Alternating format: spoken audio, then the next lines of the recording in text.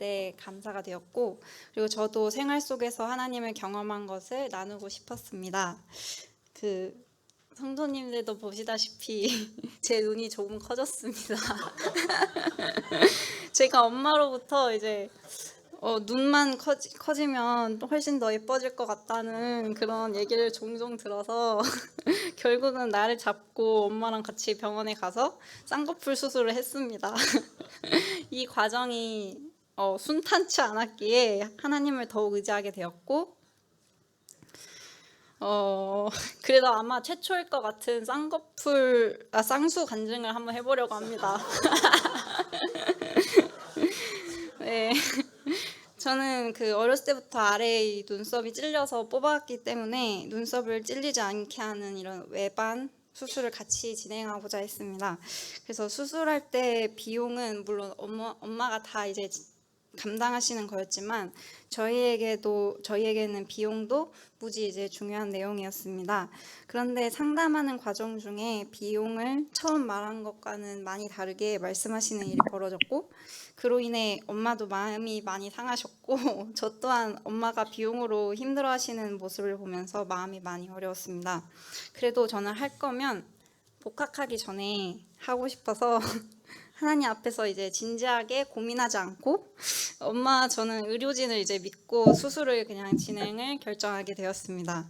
그래서 이제 수술이 끝난 후에 거울을 봤는데 처음부터 뭔가 잘못됐다는 그런 느낌이 들었습니다. 이게 붓기 때문에 그런 거겠지 했는데 왼쪽 눈이랑 오른쪽 눈이랑 붓기가 빠지면 빠질수록 이제 더 크기 차이가 확연하게 나기 시작했습니다.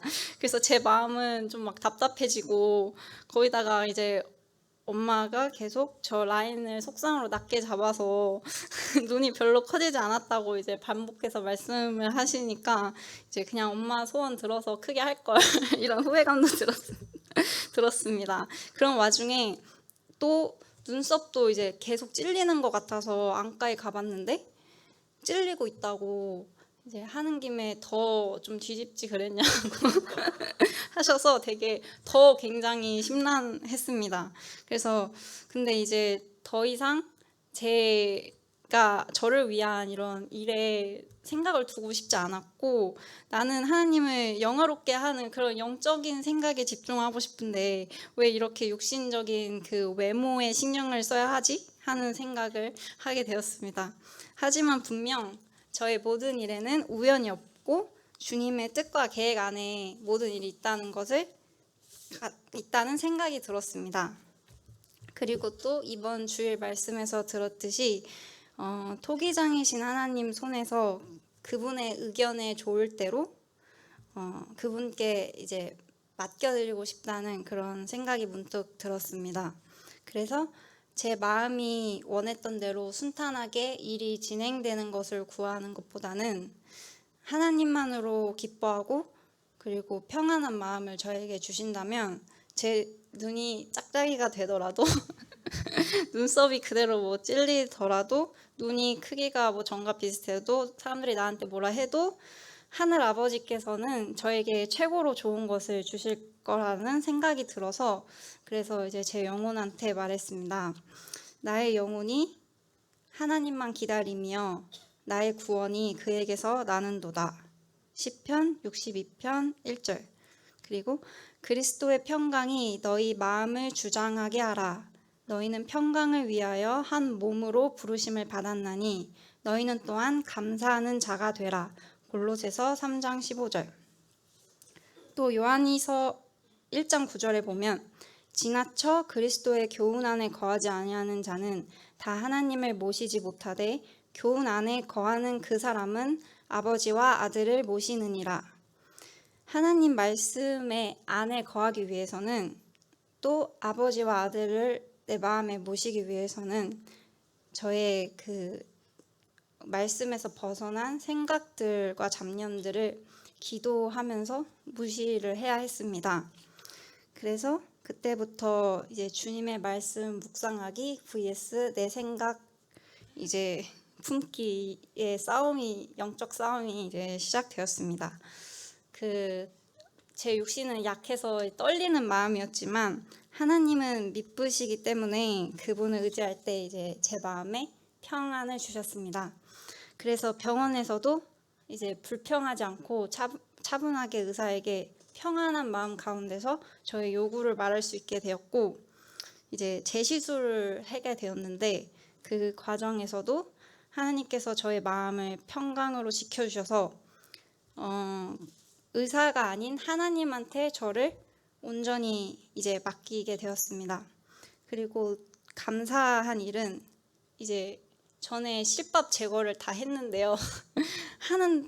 이제 크로스로 이게 잘 됐는지 다시 한번 와서 확인을 했는데도 불구하고 이제 재시술을 할 때 그 실밥이 미처 빼내지 못했던 것들이 나왔어요. 그래서 만약에 이 과정이 허락하지 않으셨더라면 남아있었을 그 실밥까지 완전히 제거가 되었고, 또 눈도 좀 더 짱짱하게 해주셔서 눈이 좀 더 커졌고, 그 다음에 짝짝이던 눈도 맞춰주셨고, 또 눈썹도 점점 이제 좀 조금씩 나아지더라고요. 그래서 좀 덜 찔리게 이제 해주셨습니다.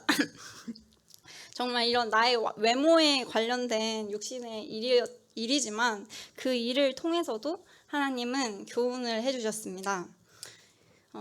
이 일을 통해서 예수님을 따라가려면 나의 모든 생각을 다 버리고 주님만 최우선이 되어 따라가야 한다는 것을 깨닫게 해주셨습니다. 그래서 너는 마음을 다하여 여호와를 신뢰하고 내 명철을 의지하지 말라.